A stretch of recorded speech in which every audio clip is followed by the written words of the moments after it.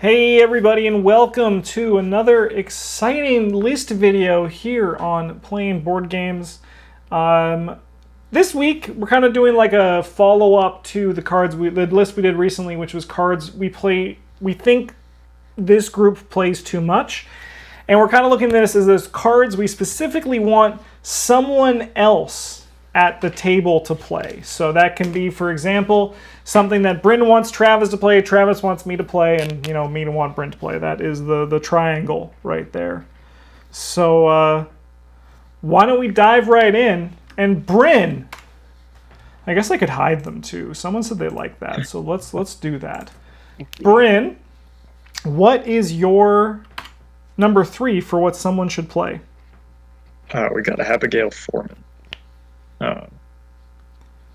She's just a really cool yellow ally that Travis never plays because he's like, I want to spend 4 XP on Mr. Rook. But there's all kinds of really cool things you can do with tomes when you aren't supposed to be allowed to use them a second time. Mm-hmm. I'm not going to get into it too in depth here because I could talk about that probably for an hour. Yeah. Thanks for coming to my TED Talk. But we'll go specifically with the upgraded Forbidden Tomes as our example here. The one of them allows you. That card you want me to play more? Because this card is cooler. Okay. Yeah. One of them lets you move and get a clue, and then either just discover a second clue with no test, or move a second time and then discover another clue. All for the low price of possibly 1 to 4 actions. Mm-hmm. And the other one allows you to, move 2 damage from any one at your location's cards to the game's cards. It's just kind of neat. We're going to restrict ourselves to that one because, like I said, I could babble about that for a while. And I'm going to. I like this because we kind of have like some sort of like legacy bias because Travis hasn't bought Mr. Rook in a long time, but I do still like the old angers, if you will. We also haven't played very many decks that we got to choose the cards in for a while. It's true. Yes. All right. So, my number 3. I'm just going to say right now, everyone's going to be mad at me when I show this card. All right? The audience, they're going to groan. Travis is going to be like, what? In that, the what he does whenever he is completely just flummoxed why someone would say something that they did. And then Bryn's going to look at me and be like, really, Justin? This is what you want me to do? But like the riot whistle in the April Fool's Day, I want to see people play with bad cards that aren't me, because I want to see what they can do with it, and I don't want to experience the card. Yeah. But I also like with this card, I know I'm slow rolling the reveal, everybody, and I'm doing that on purpose. But I also like seeing what Bryn can do with cards that like I would never fathom playing. Like seeing him actually do something with like Joey the Rat, I was like, oh, that's really cool. So Bryn, this one's for you. And I want to see you actually... Oh my god, it just resets each time, huh? That's not good. I want to see you actually try to play Henry Wan. Look, I played a Leo deck with bad cards, and Travis got really mad at me. Yeah. This is worse. Yeah. And that's another thing, too. I enjoy when Travis was yelling at you and you were in the worst place you ever have with Leo turning into a tree and just being like, oh my god. But I just want to see it once, even for a standalone. I just want to see somebody at this table, and I know it's never going to be Travis. It's never going to be Travis. Yeah, that's true. And I want to see you do something with Henry Wan, just to see, like... Curse Henry Wan, curse bless Henry Wan, let's go. Yeah. Get still only 1 card out of it and be like, I've just done it anyways. This sucks. Yeah. I could have just drawn a card. Like, yeah. All right. He's gonna do it. Don't do it. You cannot stop me. Oh. Yes, I can. Don't worry, Travis. I actually chose what I think was a somewhat cool and playable card for you. I didn't just choose Henry Wan. Yeah, it's Henry Wan's all the way down. I start playing red decks with Flare to steal your Henry Wan and just get him killed. Oh, that's great. Let's do it.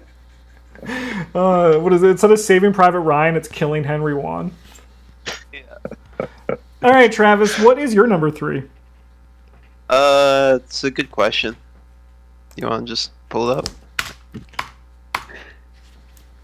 Oh yeah, Sleight of Hand. Bryn, you talk about playing this card all the time and how neat it is, and yet you never play it. Interesting. Curious. No, yeah, I'd like you to are see you right. like play this card. You talk about all the cool things you can do with it, and then you just like don't use it. Yeah. Really? Yeah. Yeah. Part of it is because I haven't gotten to pick my own cards lately. Mm-hmm. Yeah. And the other part of it is like every time I finish theory crafting something that could be done with it, Fantasy Flight is like the card does something different. What do you I'm mean? like, It's been like it's been like probably a year and a half, 2 years since they changed it last time. Yeah, but it's also been a year and a half or 2 years since I last got to pick my own cards. Yeah, I mean, like, when you think about it, when was the last, like, Innsmouth, Forgotten Age, and Return to Circle, and everything else we've done, like, challenge runs or junk like that? What'd you play through? Forgot. You played Leo? All those decks could have played this card, Bryn. It's true. Yeah. Leo couldn't use Yeah. it for anything, though, because I was trying to use the stupid rifle. Yeah. And you can't cheat the rifle into play with it. Well, whose fault is that? Fantasy Flights. What are the current Or rules with playing Sleight of the Hand? garbage Level rifle. 0 to 3? Yeah, it's now item asset level 0 to 3. Let's go. All right. Bryn, what is your number 2? I got Miss Doyle. Although really this could have been any red ally that does anything even remotely cool. And I'd be like, Justin, buy a friggin' charisma. You know, it's very reasonable if you know right off the bat. I'll be like, but Bryn, I have an ally. So you just start with, no, buy a charisma. Yeah, play Action one of the costs other more cool allies. Yeah. I understand. I accept this. I will once again try to defend myself by saying I've tried to step out with my red allies. I haven't played Pete in a long time, but I get it. And you know what? I played Miss Doyle once when I did my very bad Patrice deck because, you know, everyone their first time with Patrice is going to just like put their head into a wall. But I'll do it again. I'm down to play Miss Doyle, Cat General of Ulthar, to see what I can do with it. Yeah, she's just metal as hell. She is pretty metal. Yeah. And her guys are all better than anybody else. Her little. Yeah, her her cronies. minions, they show up and they're like, look, this cat is better at fighting than you. Yeah. And you're like, God damn it.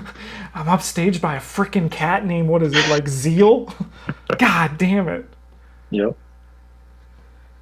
Travis, the card I want to Yeah. see you play is Blood Eclipse. Why though? Why? Because Yeah. I just think, like, you're the one who plays Guardians the most here, right? And even though this isn't really a Guardian card, this could be the level 1/1 or the level 3/1. But I think we've all agreed as we've played this card, like, it's kind of cool. And I want to see you play with it because I think as well, you actually are going to be able to, like, you kind of are like that flexy What are you spot. doing? Pardon? You know we can see you, right? Yeah, I know. I'm showing you. This is like you're like flexible. You go with the ocean, right? You just do what's right. And like seeing you right now with your Roland Banks deck, where you're kind of just getting like, kind of like, you know, you have to listen to your authorities. Your directives are telling you what to do, right? And then Bryn Yeah. is cursing you, which is a little bit unfortunate. But I like seeing this kind of like machine that you've built, and I want to see like with something like Blood Eclipse, how you can take advantage of that, and like in the Travis way, where it's not like Bryn, where you have like a hope and a prayer, and like you want this to like work, and God willing, you'll like force it to work, even if it like you turn into a tree. With Blood Eclipse, I want to see like what kind of like Travis like value you can get out of it while also kicking ass with a blood sword. Yeah, okay. You'll be happy to know. I think this card is actually like in 4 of the expanded guides. Ooh, let's go. 2 of them are investigators. I like kind of want to play at some point. So Yeah, I think with Blood Eclipse, we've always been like, it's a cool card, but it doesn't have a spot, so it doesn't even need to be like in your next deck. I just want to one day see you get maximum value out of this card.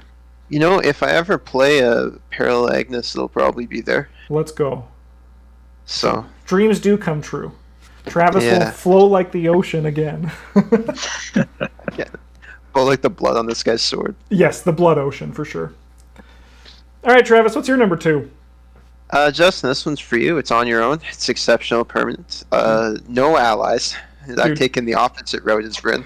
It turns out we both just wanted you to play without without your boyfriend a little bit. Yep. No, I think this card's neat, and as I don't have the opportunity to play red cards, I think that you should play it. Dude, I think I will.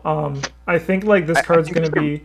I've wanted to play this card for a long time. Mm-hmm. I feel like I could have a home in Daniela when I play her, when we get her, because she levels out of Guardian, so she's going to have like good events, and she also like has 5 Fist, so she could probably get away without it. But I want to try it in other investigators too. I agree. I think it's cool, and it's honestly a shame I haven't played with it yet with you guys. I haven't even played it on my own. Funny. I think there's a really cool deck and like pretty good deck where you play on your own in a Dark Horse build and then just use it to like play your events. Yeah, for very free. And never have to take money. Yeah. So you can just like play lucky and stuff like that and not have to worry about it. Yeah, no, I agree, and I want to play it. I support that choice 100%. But I get it, guys. I'll stop playing allies, or I'll play different allies. Everyone, stop yelling at me. Okay, let's go to number 1s. Bryn, what is yours? Travis, I think you don't play with this Ice Pick card enough. But have you read what it does? It seems really good. I've never once seen you play with it. I've just never really had the opportunity to. It doesn't really fit in any of the decks I've played recently. Yeah. Anyway, that's just how I feel about it. While we're at it, it's also a red card, Justin. Oh yeah, no, trust me. I'm playing with this Ice Pick. You should play with this more than you do. I am. I'm gonna, and I've already have it written on a piece of paper. I can't show you the paper. I can show you the little corner of it, but I've written on it. I'm gonna proxy on Ice Pick, and I'm gonna play with it tonight, Bryn. Okay, that's good. Who are you gonna play with? Who am I gonna play with? Yeah. Joe Diamond. All right, no, like who are you playing ARKHAM with? Oh no, I play with myself. Actually, no, this guy named Joe Diamond's coming over. We're doing some two-handed together. Yeah, okay. Bryn. So, this card, Underworld Support as well, you haven't played with, because, it has been released. We'll go there first. But I want to see you play with this card in your Tarot Safina idea. And because you have 28 cards, you draw 13 at the start, you're going to get your Tarots, you get Anna Caslow, you get it all set up. Limit 1 per deck, yeah, that's a little bit spooky. But it's not like you need 2 of each tarot, right? If you get like 5 tarots, that's 5 cards. Now you only need 23 cards left to go. And then you have your painted worlds. So it's really like you have multiple copies of your events, right? Yeah. Yeah. This is true. I just thinking because I was looking at this card because I'm like, I'm never going to play this card. I'm never going to play Underworld Support. Maybe in the tail end of the game when they're like, this is the last pack and there's enough cards to actually have a consistency with just one of, because there's enough similar cards. But I was like, the only way my copy of this is going to see play is if I get my copy way before Bryn. He wants to borrow it. Yeah. What do you mean you don't want to play Singleton? Yeah. You don't want to run some Highlander decks. But really, like, if I had to pick someone that they could take advantage of it, it's probably Safina, because she sees so much more of her deck at the start, right? And she kind of is built around exceptional cards as you get going too. So one-ofs is kind of what her game is, and her consistency is finding those one-ofs, right? Yeah. Yeah. I suppose it could also be played in like Bob Jenkins. Yeah. As is probably intended. Yeah, where you just get to, like, sure, you don't get to play, you end up with a real weird level 0 deck. Yeah. But after that, you get to start buying all your, like, you got your red clocks and crap like that. And you can just find them. Yeah. No, I do imagine you're gonna play this card even without me saying you should play it, but I just wanted to get it on the ground floor so I could be like, look, Bryn's doing the thing. Yeah. He's doing the thing. It's a green card, so Yeah. what am I gonna do? Not play it? Yeah. All right, Travis. Who should play Shrewd Analysis? And I can't imagine it's me. I put this in every one of my yellow decks. So why should Bryn play Shrewd Analysis? Hey, look, it's both of you for different reasons. Oh, okay. It's like partially a stand-in for the unidentified, untranslated cards in general, because you guys never touch those. I'm the only one who ever plays that stuff, except for Dream Diary. That one's just good. Bryn, you should try playing with like these cards that aren't forbidden until one time. Also, you should play more yellow cards. And Justin, you should be willing to spin the wheel. Don't be a baby. I do spin the wheel every time. Every time? Well, Every I mean, time, like the ones that have don't. Yeah, but on Dream Diary. No, I spin on Dream Diary every time because I'm playing them just for the free unexpected courage. I know. That's what I mean. Like, Dream Diary is very low risk for this. Oh, yeah. If I did other ones, I'd still spin the wheel. It's just free experience, baby. I don't. You gotta love that free experience. That's the issue. I want you guys, like, every time I see these cards, I'm like, I've never seen you. I don't remember seeing you guys play Strange Solution. I played Strange Solution. When? When it came out. 5 years ago? Yeah. Yeah, that's what I thought. Well, the thing is, I don't need it as much ago. because I go so hard. I mean, I guess this is the point of doing the video, to play some more, but it's just because, like, when I'm Seeker, I just trust my friends. I don't worry about having to defend myself. But yeah, but they do other things too, and you don't know what they're gonna do. That's true. They could. I could be like the. I mean, the evade one is good, and all right, Travis, I will. I'll grab one. Probably not Strange Solution because I've played that one. What's the one that I haven't played? The Ancient Stone one's fun. I like that one. Ancient Stone's good. Archaic Glyphs is really strong. I did Ancient Stone in my in a recent Daisy deck too, and it was really fun because I remember translating it with Astounding Revelation. I thought that was a fun little trick.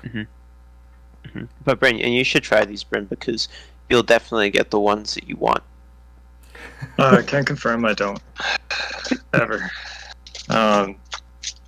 I played it with Strange Solution and Ursula, and I got 2 copies of the foot one. Yeah. It's just like, oh.